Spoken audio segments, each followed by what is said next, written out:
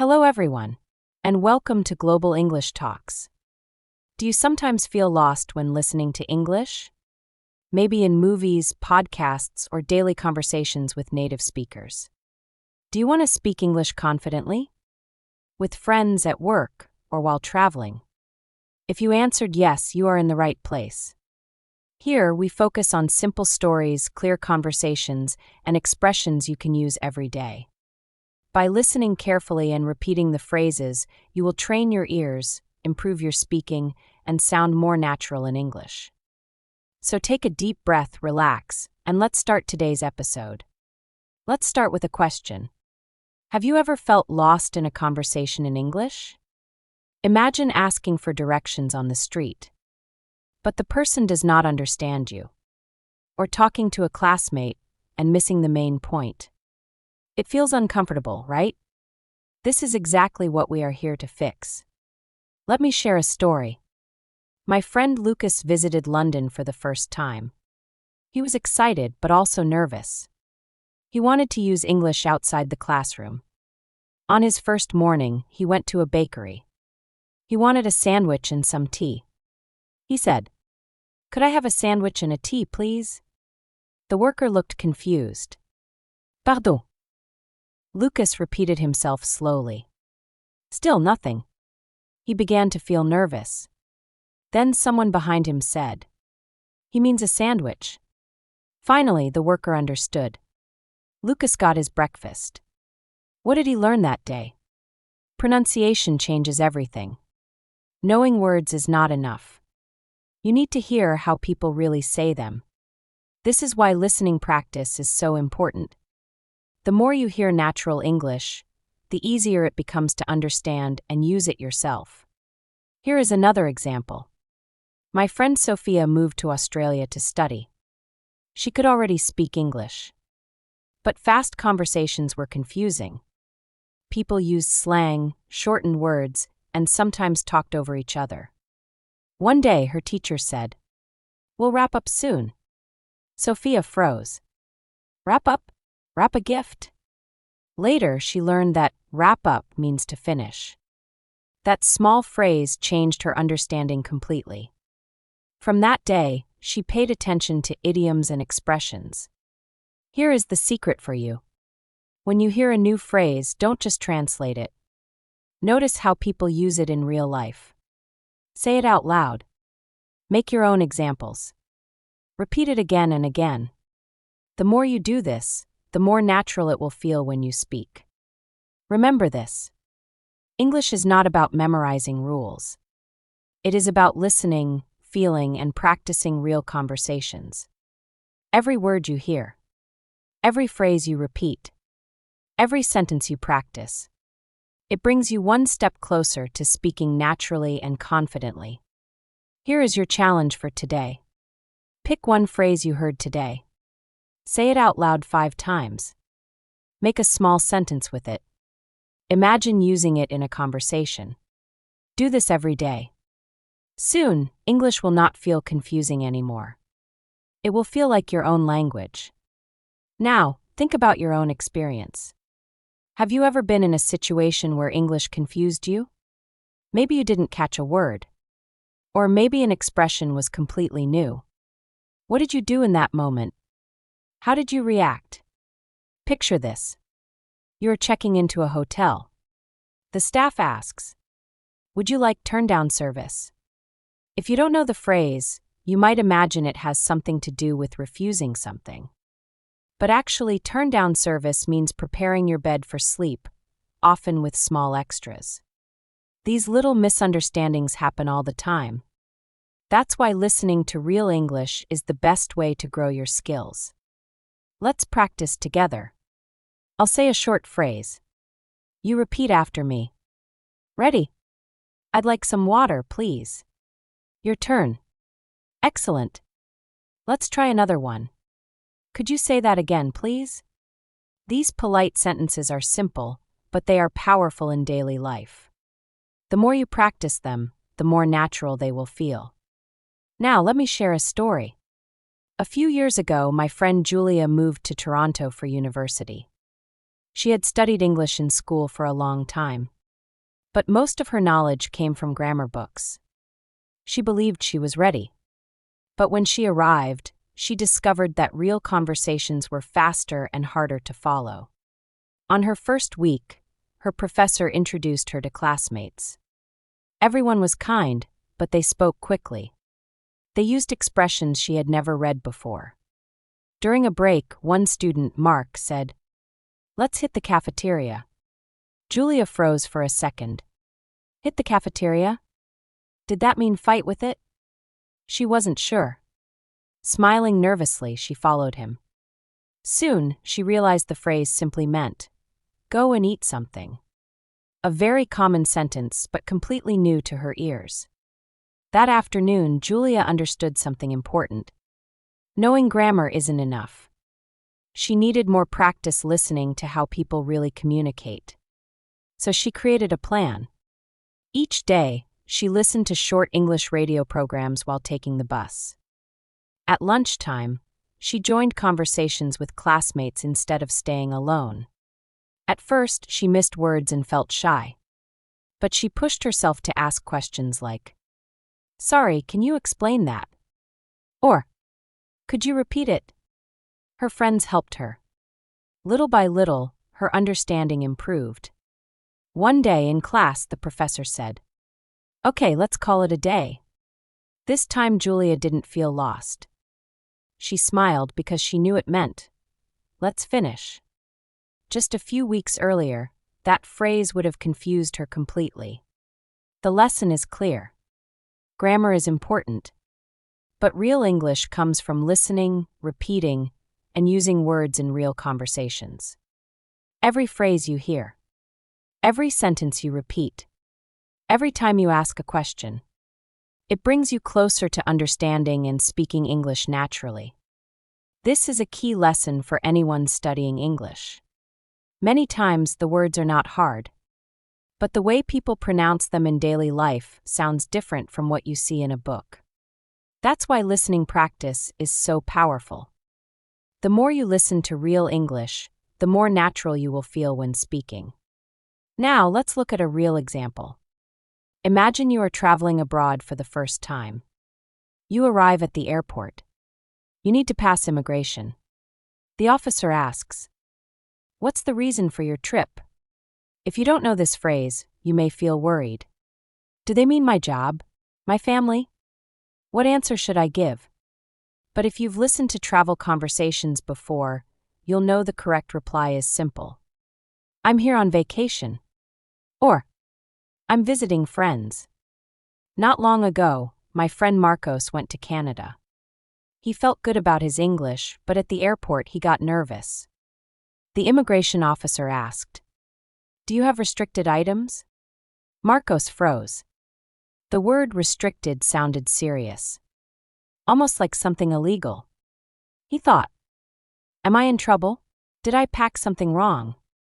Taking a deep breath, he said, "Sorry, could you explain that?" The officer answered calmly, "Do you have food, liquids, or large amounts of cash?" Suddenly, Marcos understood. To declare, or restricted, simply means to report what you are carrying. He smiled and replied, "No, nothing like that." The officer nodded and let him through. Later, Marcos laughed at himself. He realized his English was fine. He just needed more listening practice. This shows why hearing natural conversations is so important. The more you hear phrases in real context, the faster you'll understand and answer with confidence. Now let's practice together. I'll say some common travel questions. You repeat after me. Ready? What city are you coming from? Now it's your turn. Great. Let's try another. Do you have your boarding pass? Say it aloud. The more you practice these short questions, the easier it will be when you travel. Finally, let's talk about another common moment, ordering food. Imagine you enter a busy restaurant in New York. You go to the counter. The server asks, "What would you like today?" If you are ready, you can answer, "I'd like a sandwich, please." But maybe they add, Is that dine-in or takeout? If you've never heard that, you might feel lost. Knowing these phrases in advance makes the experience simple and stress-free. Let's talk about a daily situation where listening makes a huge difference: eating out. Picture yourself walking into a small diner in New York during lunch rush. The place is noisy, people are chatting, and the server comes quickly to your table. They say, "What do you have today?" If you have practiced, you can answer with confidence, "I'd like a cheeseburger, please." But if you're not used to this style of speaking, phrases like, "What do you have?" may sound confusing. My friend Anna once had a funny experience in Chicago. She went into a cafe and ordered hot chocolate. The waiter asked, "For here or carry out?" She froze. Carry out. She thought it meant carrying something heavy. She guessed it was the same as takeaway and replied, "Carry out, please." Luckily, she was correct. But the moment felt stressful. Later, she realized that every country, even different cities, have their own way of asking the same thing. From then on, Anna paid more attention to how people actually ordered. She noticed that many customers didn't say, "I would like." Instead, they used short forms like, "Can I get a?" Or even, "Gimme a." She also learned how cashiers shorten phrases. Instead of saying, "That will be $6, they might say, "That's 6 even." Or, "That'll be 6. If you don't expect this, you might not even realize they are telling you the price. Here's an extra tip. Pay attention not only to words but also to rhythm and tone. In real life, native speakers speak faster, drop sounds, and connect words together. For example, "What do you want?" becomes, "What do you want?" These details can surprise learners, but once you've heard them enough times, they stop being scary and start sounding natural. This is why practicing with real conversations is so valuable. The more you listen, the more you'll recognize these everyday phrases. The more you practice, the more comfortable you'll feel when ordering food, traveling, or just chatting with new people. Now let's go deeper into something most English learners underestimate: the power of small talk.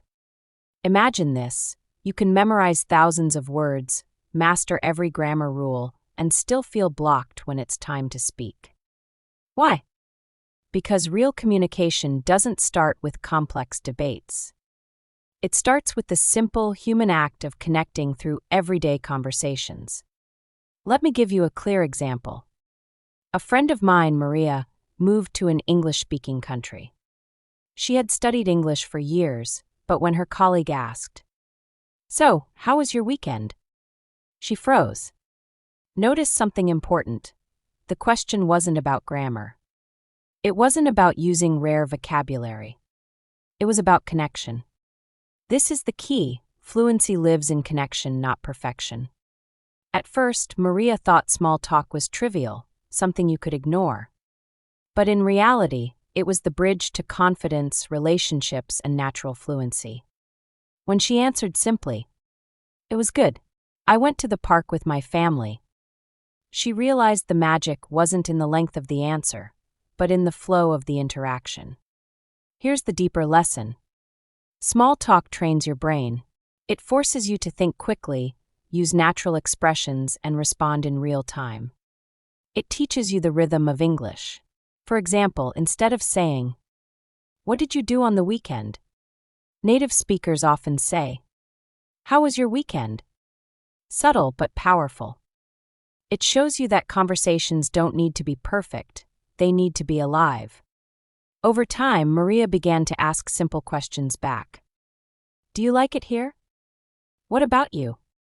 "How's the weather?" At first, they sound too basic.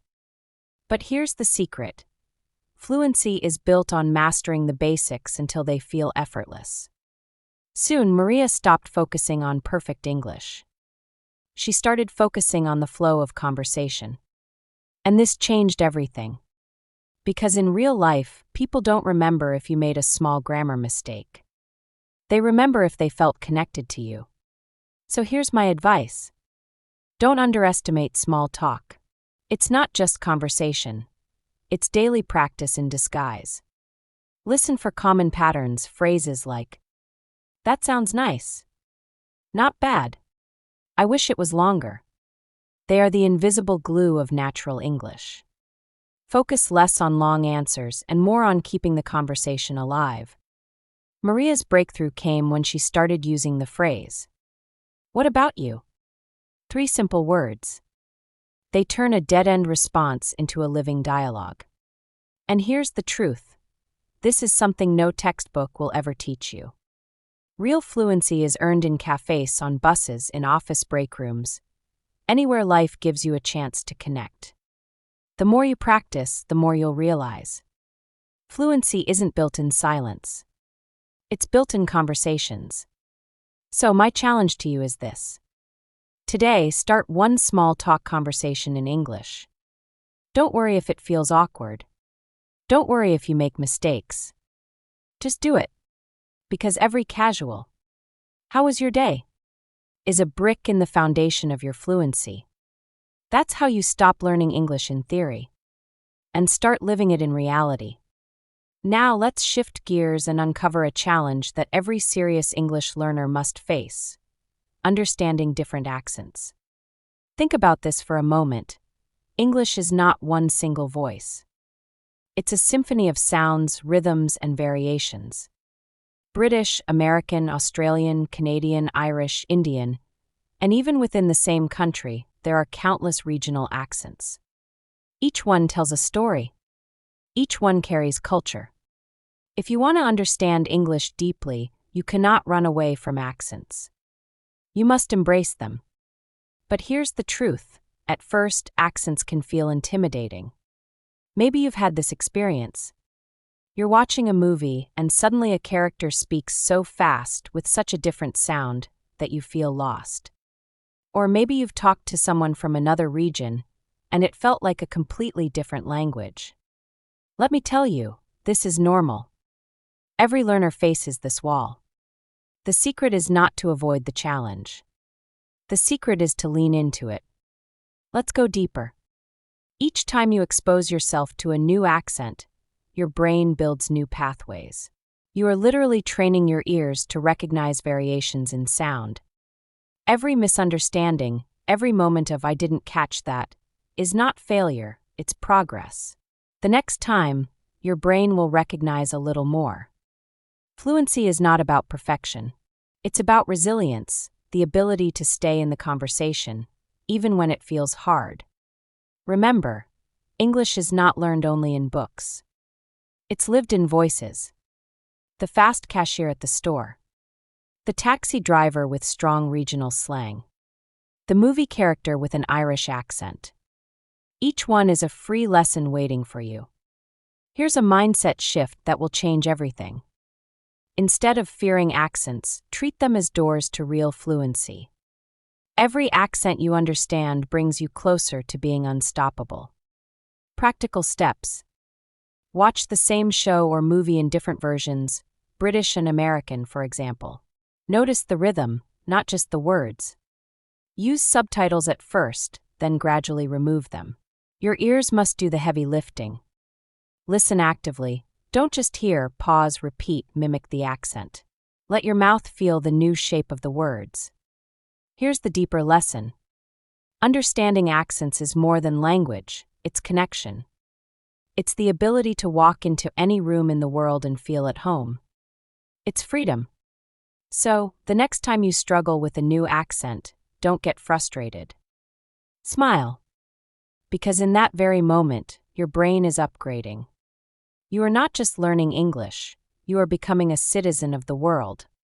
Fluency is not one accent. Fluency is the ability to dance with them all. Everyday situations are golden opportunities to improve your English. It doesn't matter if you're ordering lunch at a cafe, asking someone for help, or just listening to a friend tell a funny story. Each moment trains your ears and builds your confidence. When you listen to authentic conversations, something powerful happens. You start to catch the natural rhythm of English. You notice how words connect. You understand the expressions people use depending on the situation. This is the type of practice that helps you sound natural and confident, not robotic. Let me share a quick experience. When I traveled to London for the first time, I decided to explore the city on foot. At one point, I couldn't find the nearest underground station. So I asked someone on the street, "Hi, could you tell me how to get to the tube?" The man smiled and replied, "Sure. Walk straight down this road, take a right at the roundabout, and you'll see the entrance just across the street." The instructions were clear, but he spoke fast, very fast. I had to pay close attention to catch the details. That's when I realized, understanding English isn't only about knowing the words. It's about recognizing how they're said. Native speakers often use shortcuts, slang, or phrases you won't find in a grammar book. For example, instead of saying underground station, he said simply the tube, which is the common British way of saying it. If you want to get better at asking for directions, focus on learning the phrases you'll hear most often. Expressions like, "Go straight ahead," "Turn right at the corner," "Keep going until you see," "It's about 5 minutes from here." These phrases come up all the time. When you listen to podcasts, movies, or YouTube videos, pay attention to how these phrases are used in real conversations. Here's a practical exercise. Imagine yourself in a new city. Picture yourself walking around, feeling a bit lost and needing help. Now practice asking out loud, "Excuse me, can you tell me where?" Then, answer your own question with different directions. This type of role play makes your brain comfortable with the words before you ever need them in real life. The more you practice with these everyday scenarios, the more natural English will feel. Soon, asking for directions, or any casual conversation, will no longer feel scary. Instead, it will feel like second nature. Let's talk about a situation that almost every English learner will face: solving problems and making complaints. This is part of real life. Whether you're in a hotel, at a restaurant, or dealing with customer service, being able to explain issues calmly and clearly is a skill that will give you confidence anywhere you go.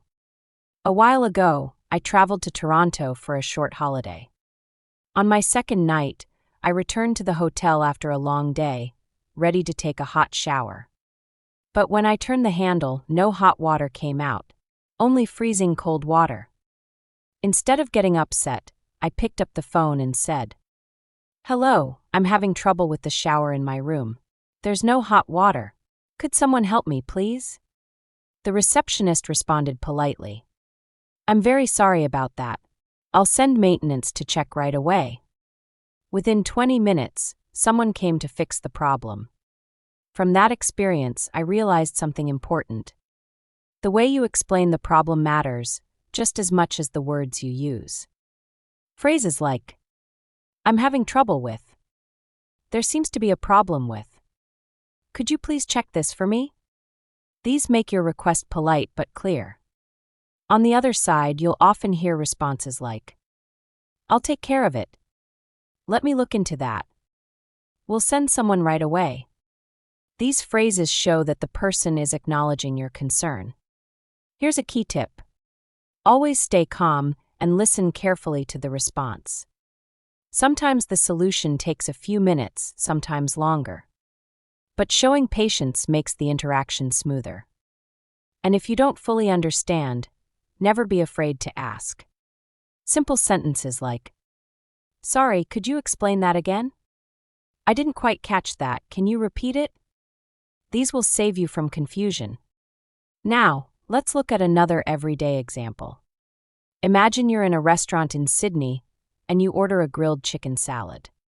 After waiting, the waiter brings you a steak instead. What do?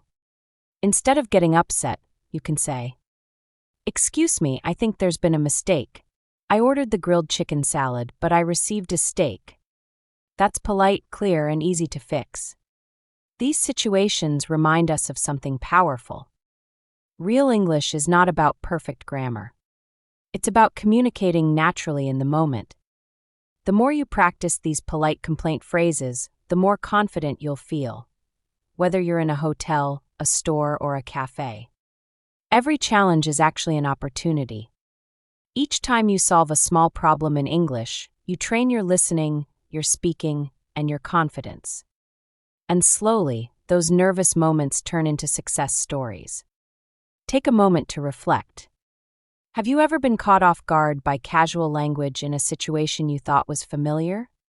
How did it feel when someone used phrases you had never practiced in class? I remember visiting a cozy cafe in Boston. The friendly barista asked, "What are you having today?" At first, I hesitated. It sounded different from the textbook expressions I had learned.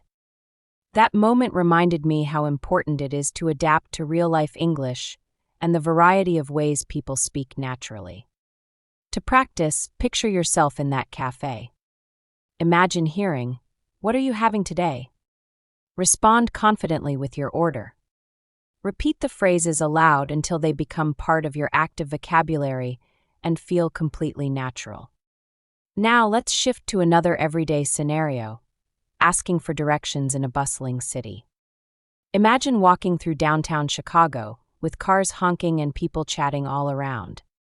One afternoon, I was trying to find the Art Institute of Chicago. I approached a passerby and asked, "Excuse me, could you tell me how to get to the Art Institute?" They replied quickly, "Sure. Go straight for 3 blocks, turn right at the light, and it's just across the street." Notice how clear and concise the instructions were, yet delivered at a natural pace. Think about your own experiences. Have you ever struggled when someone spoke too quickly or used unfamiliar expressions while giving directions? Practice aloud. Straight for 3 blocks, right at the light, across the street. Repetition like this strengthens your listening and speaking skills, making you more confident in real situations. Let's explore another essential skill, making small talk. This is key for connecting with people socially and professionally. I remember attending a community fair in Toronto and meeting a gentleman named Liam. He started our conversation with, "It's a nice day, isn't it?" I replied, "Yes, it's wonderful. I love how sunny it is today." This simple exchange led to a friendly conversation about hobbies, local parks, and weekend plans. Think about your own experiences. What topics do you naturally bring up when meeting someone new? Practice asking, "How's your day going? What have you been up to lately?" The more you practice, the easier it becomes to keep a conversation flowing smoothly. Now let's add a professional layer. Imagine you're in a video meeting with colleagues from different countries. Your manager might say, "Let's circle back to this later." At first, you might wonder, what does circle back mean? In this context, it simply means returning to a topic later. Whenever you hear business phrases or idioms you don't know, jot them down, ask for clarification, and practice repeating them aloud until they feel natural. Finally, consider phone conversations.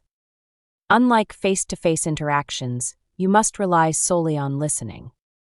I once called tech support for my internet. The representative, Emily, asked politely, "Can you describe the issue you're having?" I said, "My connection keeps dropping and it's frustrating." She calmly replied, "I understand. Let me run a diagnostic on your line."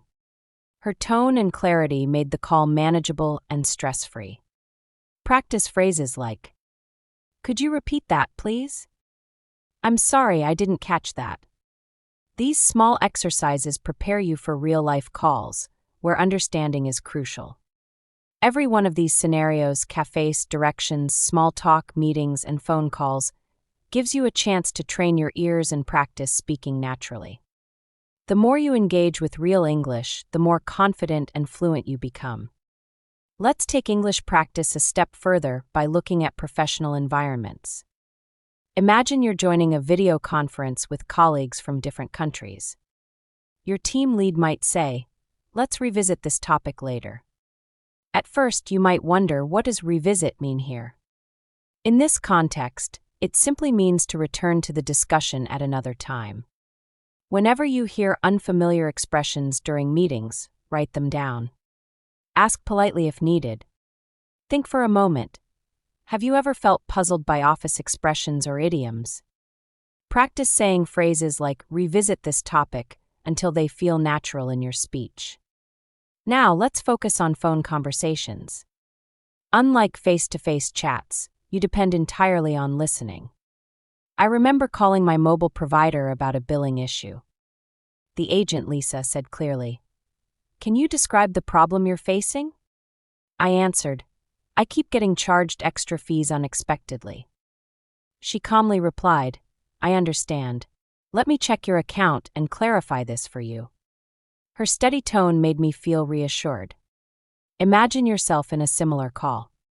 Repeat phrases like, "Could you repeat that, please? I didn't catch that. Can you say it again?" Practicing these will make real calls much easier to handle.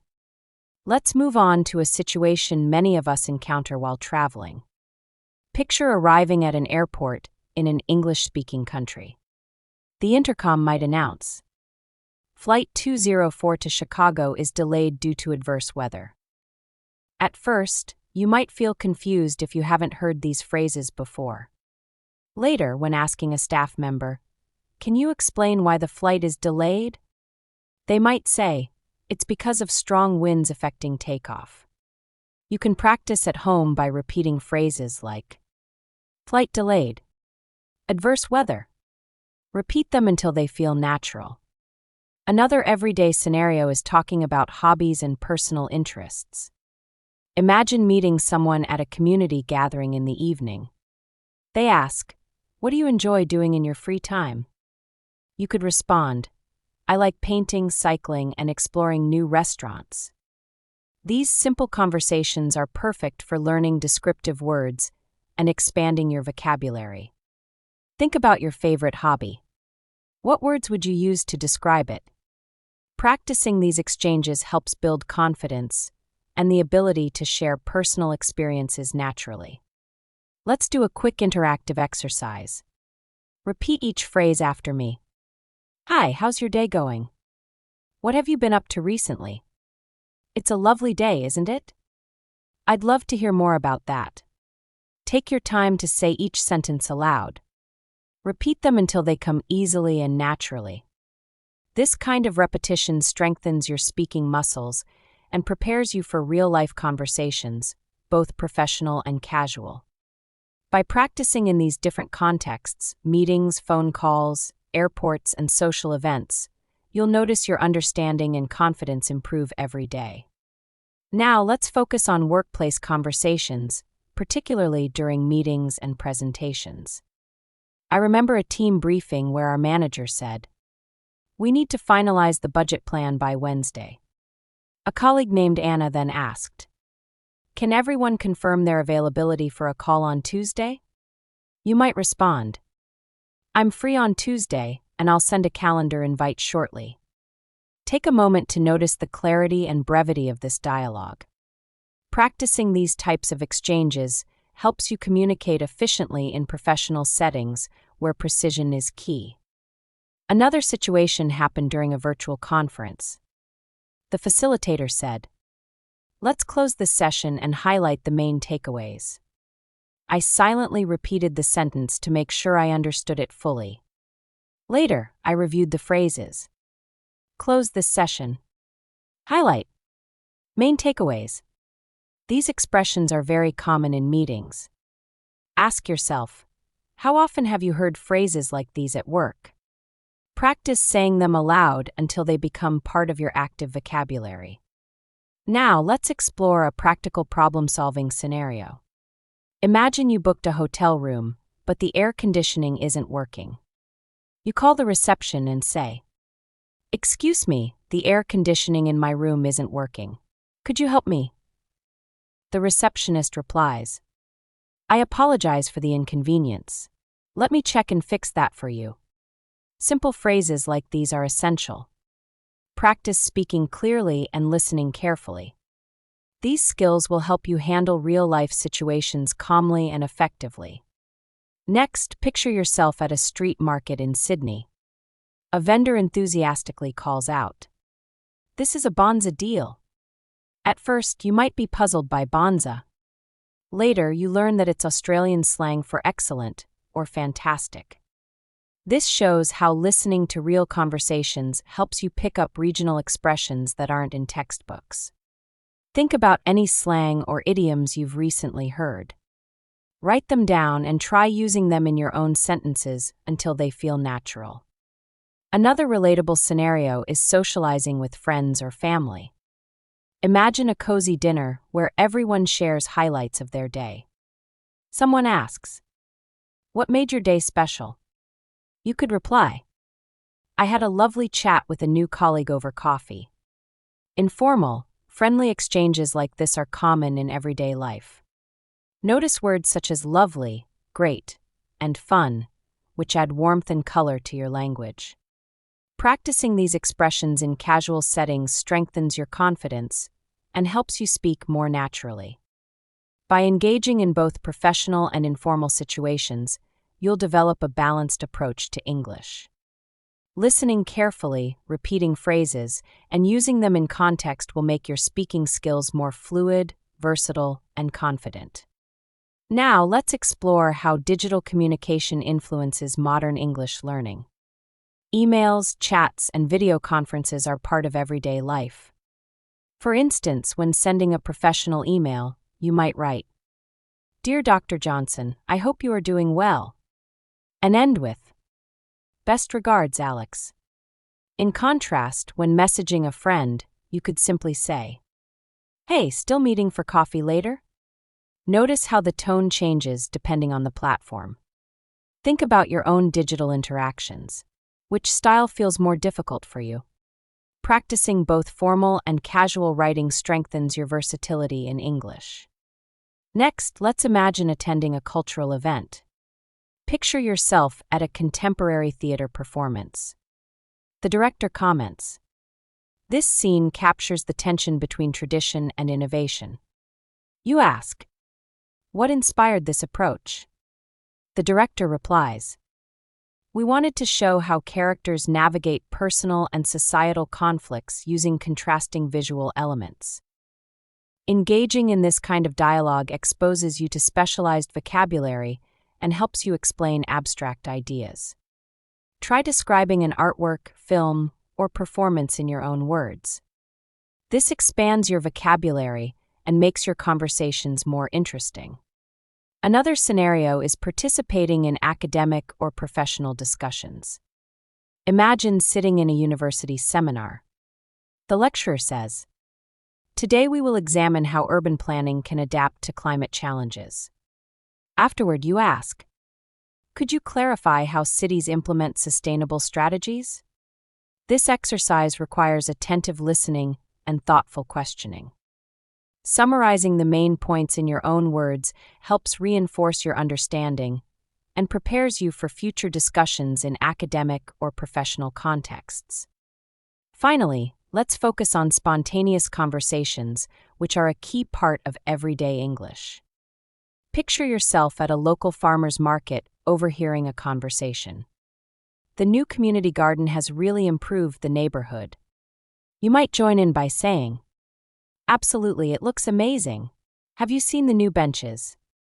Participating in impromptu conversations sharpens both your listening and speaking skills. Reflect on your own experiences. When was the last time you joined a casual discussion? What strategies can help you feel confident entering such conversations? By practicing formal writing, descriptive discussions, academic dialogues, and spontaneous interactions, you build a balanced and natural command of English. Listening actively, repeating phrases, and speaking confidently in these scenarios strengthens your fluency and comprehension in real-life situations. Now, let's explore a common scenario in today's digital world: engaging in online communities and chat platforms.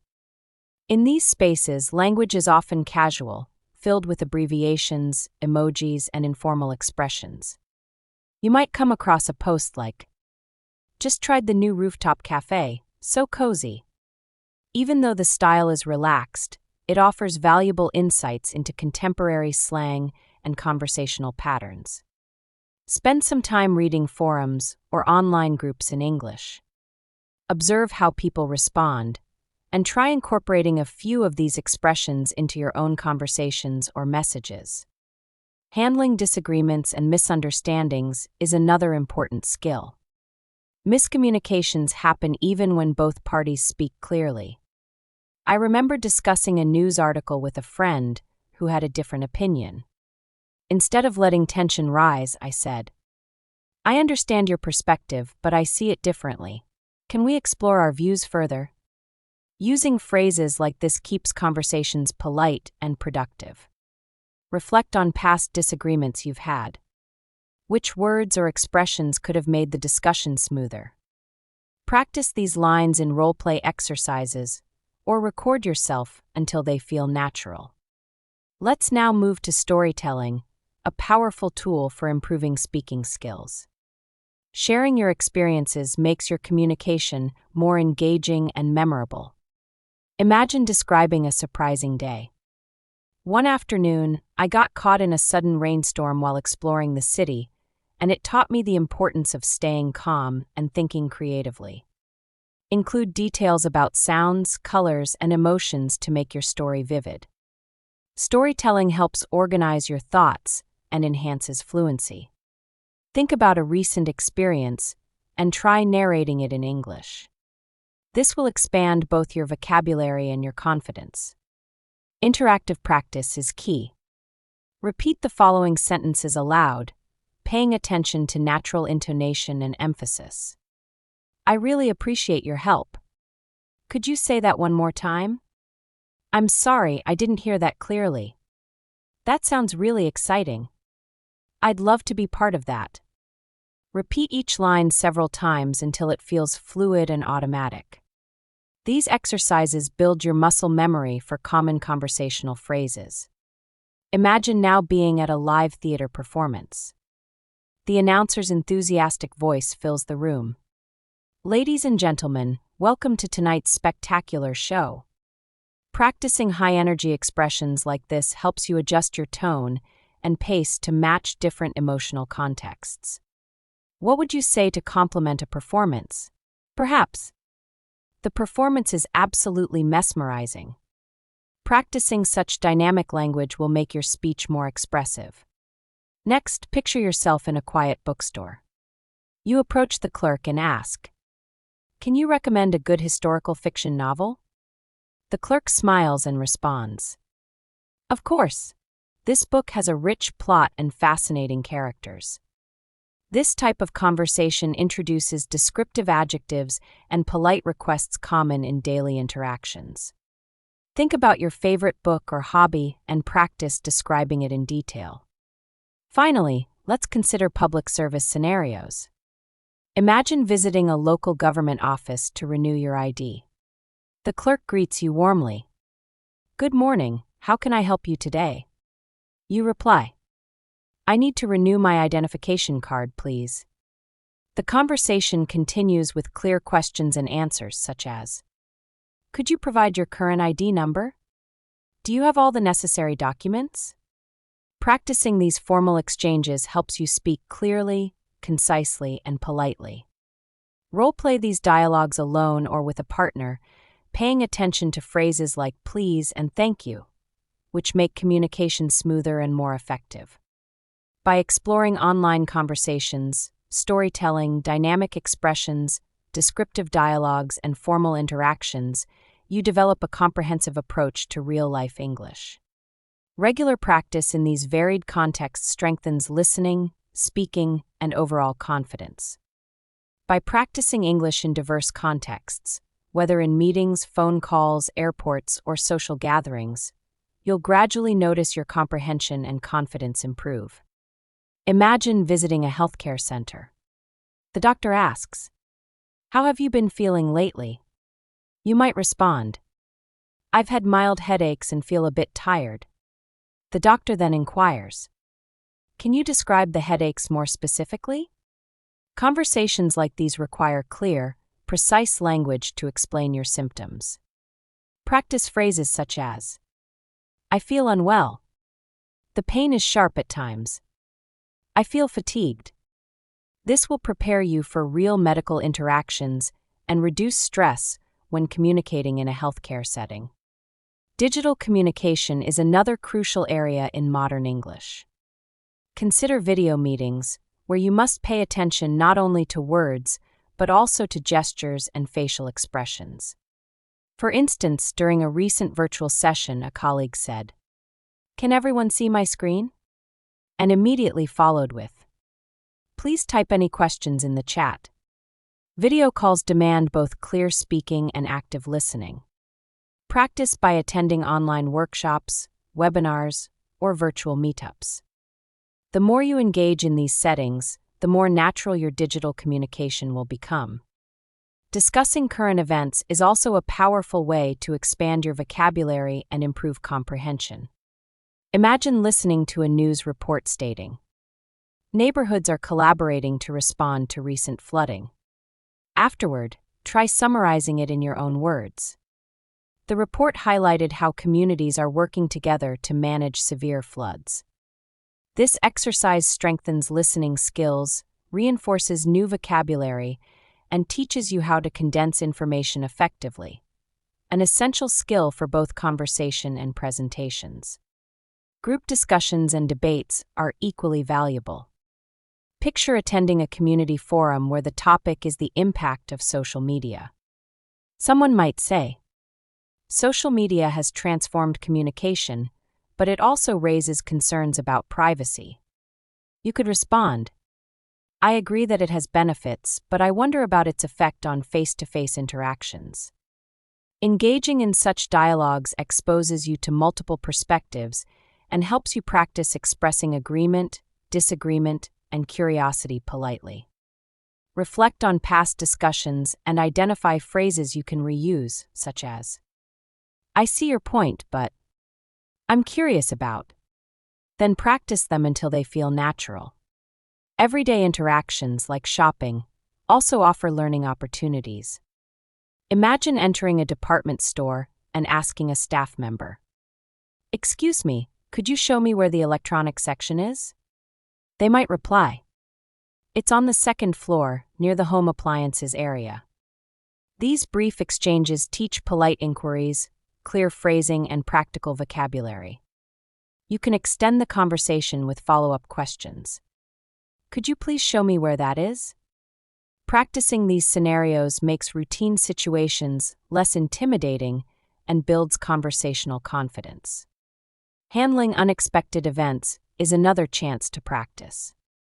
Suppose you're outside with friends and the weather suddenly changes. Someone might say, "Looks like a downpour is coming. Let's find shelter." You could respond, "I'll grab my umbrella." Or ask, "Does anyone know where we can stay dry?" These moments require quick thinking and precise language. Reflect on past experiences and practice these phrases with a partner so you're prepared to communicate calmly and effectively in real life. Finally, consider lighthearted debates, like talking about favorite cuisines at a dinner party. A guest might say, "Italian food is the best because of its rich flavors." You could answer, "I enjoy Italian cuisine, but I also love the bold, spicy flavors of Thai food." Dialogues like this allow you to practice comparing ideas, expressing opinions, and using descriptive adjectives such as rich, bold, spicy, delicious. Take note of the words you naturally use when discussing hobbies, food, or interests, and practice creating sentences that bring your descriptions to life. By exposing yourself to a wide range of real-life scenarios, healthcare, digital meetings, news discussions, social debates, shopping, and unexpected events, you build not only vocabulary and comprehension, but also the confidence to express yourself clearly in any situation. Let's now explore an often overlooked, yet essential, aspect of mastering English: nonverbal communication and body language. While listening and speaking are crucial, much of human interaction relies on subtle cues beyond words. These cues include facial expressions, gestures, posture, tone of voice. They help convey meaning, emphasize points, and express emotions. Understanding and using these signals effectively can transform your English from functional to truly fluent and natural. Imagine a scenario where a friend is sharing exciting news over a phone call.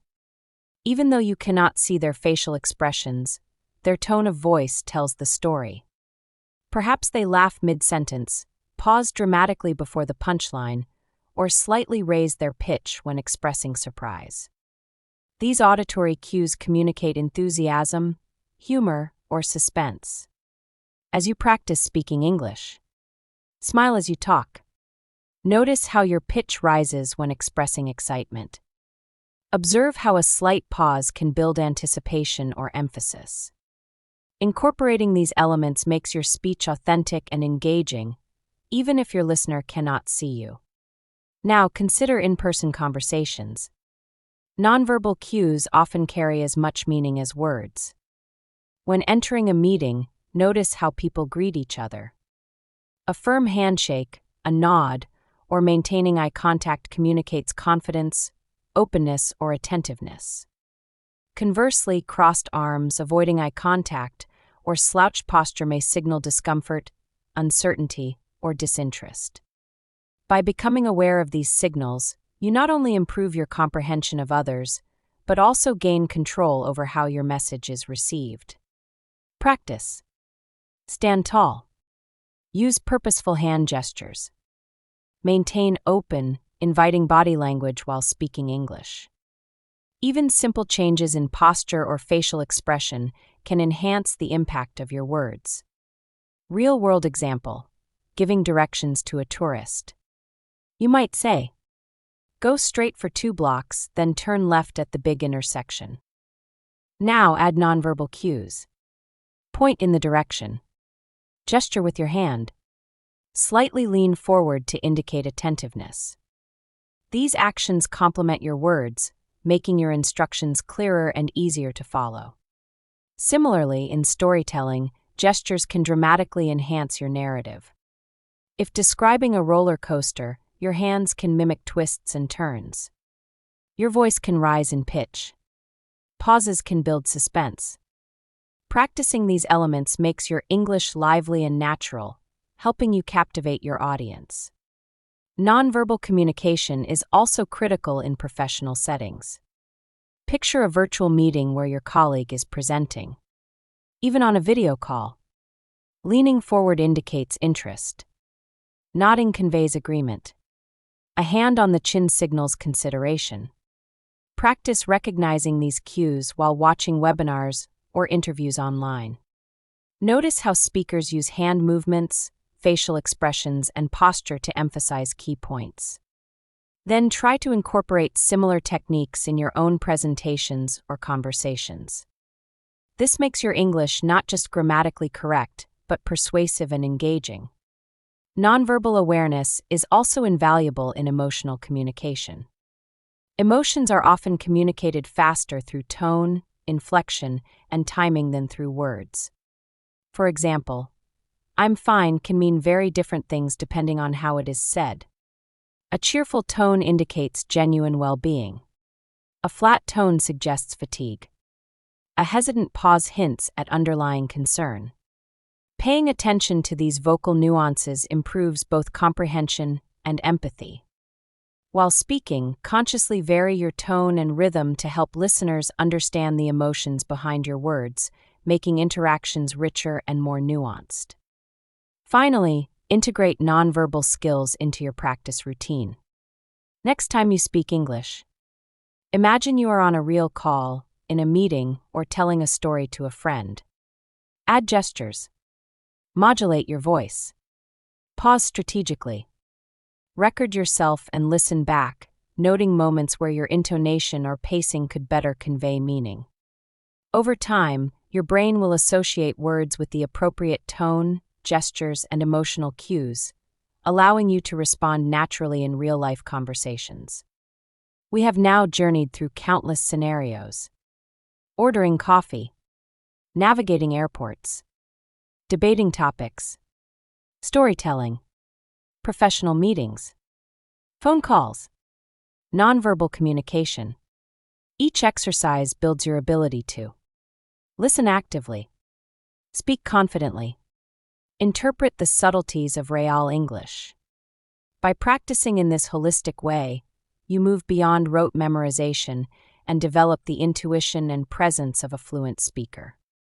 Remember, mastering English is not only about words, it's about connecting, expressing, and understanding in a dynamic, real-world context. The combination of verbal proficiency and nonverbal awareness truly elevates your communication, making your English natural, persuasive, and engaging in any scenario. After exploring so many scenarios, from ordering coffee, making small talk, handling problems, navigating airports, participating in meetings, to using tone and body language to express emotions, it becomes clear.